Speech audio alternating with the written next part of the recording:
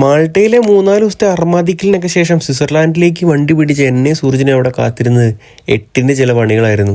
Chat ജിപിടിനെ വിശ്വസിച്ച് itinerary prepare ചെയ്തപ്പോഴും സ്വിറ്റ്സർലാൻഡിലേക്കുള്ള cheaper ticket നോക്കി ജനീവ് എയർപോർട്ട് ചൂസ് ചെയ്തപ്പോഴും ഞാൻ ഒട്ടും പ്രതീക്ഷിച്ചില്ല എന്നെ കാത്ത് ഇങ്ങനൊരു അടാറ് പണി അവിടെ വെയിറ്റ് ചെയ്തിരിപ്പുണ്ടെന്ന്. ഫോൺ ചാർജ് ചെയ്യണമെന്നുള്ള മെയിൻ ഉദ്ദേശം കൊണ്ട് തന്നെ അവിടെ അടുത്തുള്ളൊരു ഹോട്ടലിൽ തൽക്കാലത്തേക്ക് ഒരു റൂം ബുക്ക് ചെയ്തു. അവിടെ ചെന്ന് സ്വിച്ച് ബോർഡിലേക്ക് നോക്കിയപ്പോഴത്തേക്കും UK ടൈപ്പ് പ്ലഗിൻ അവിടെ ഇല്ല. അന്ന് നൈറ്റ് മൊത്തം ചത്ത 2 ഫോണുമായിട്ട് ഞാൻ സൂരജ് അങ്ങോട്ടും ഇങ്ങോട്ടും നോക്കിയിരിക്കേണ്ടി വന്നു.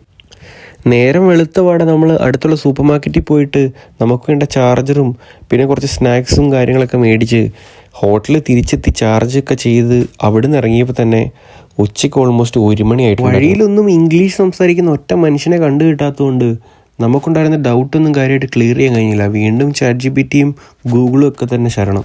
ഇങ്ങോട്ട് വരാൻ പറഞ്ഞാൽ അങ്ങോട്ടേക്ക് പോകുന്ന വളരെ നല്ല അനുസരണാശീലമുള്ള ഈ സൂരജിനെയും കൂട്ടി നമ്മുടെ ഡെസ്റ്റിനേഷനായ സുറീക്കിലേക്ക് എത്തിയപ്പോഴത്തേക്കും അന്നത്തെ ആ ഒരു ദിവസം ഫുൾ അങ്ങ് തീർന്നു കിട്ടി. മാൾട്ടയിൽ നിന്ന് ഫ്ലൈറ്റിന് സ്വിറ്റ്സർലാൻഡിലേക്ക് എത്താൻ ഞങ്ങൾക്കായത് ഒരാൾക്ക് ഒരു 58 പൗണ്ട് മാത്രമാണെങ്കിൽ സുറീക്കിലേക്ക് എത്തിപ്പെടാൻ ജനീവിൽ നിന്ന് ഞങ്ങൾക്കായത് ഒരാൾക്ക് 100 പൗണ്ടിന് മേലെ വെച്ചിട്ടാണ്. പൈസ പോയതിനേക്കാൾ കൂടുതൽ വിഷമം തോന്നിയത് നമ്മുടെ ട്രിപ്പിൻ്റെ ഒരു ദിവസം ഫുള്ള് ഈ യാത്രയ്ക്ക് വേണ്ടി സ്പെൻഡ് ചെയ്യേണ്ടി വന്നല്ലോ എന്ന് ഓർത്തിട്ടാണ്.